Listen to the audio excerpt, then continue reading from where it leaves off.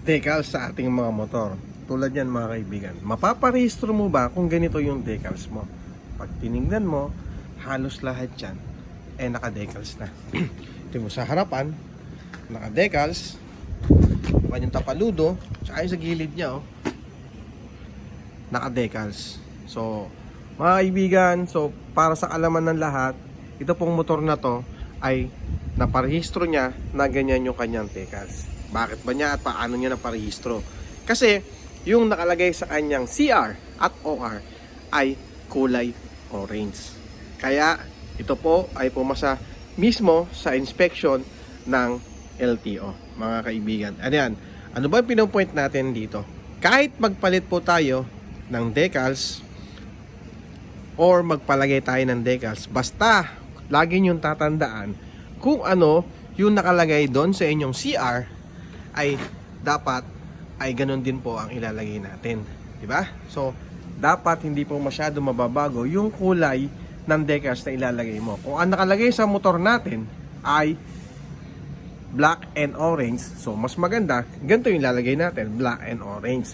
Kung nakalagay naman ni orange lang, yung iba tinatanggap po yung ganyan. So minsan, real talk tayo, nagdidepende rin kasi yan sa inspection o sa inspector sa LTO. Hindi po lahat, okay? Nilinawin natin na hindi lahat ng decals ay tinatanggap sa LTO. At hindi po lahat ng LTO ay mahigpit.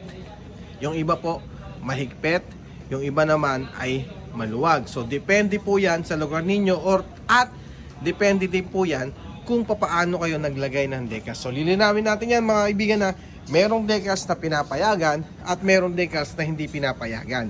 Nagkakatalo minsan, real talk, sa LTO.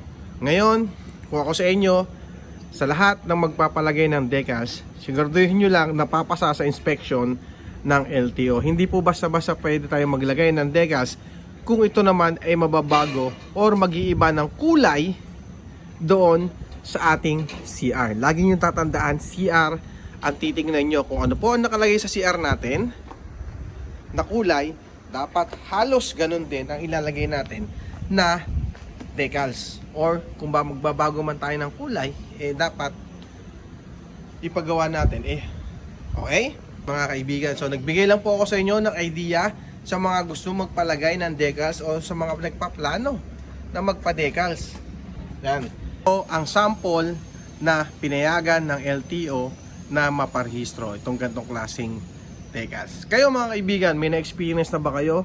Or yung mga ibang kaibigan natin dyan, mga ibang rider natin dyan, may na-experience na ba kayo?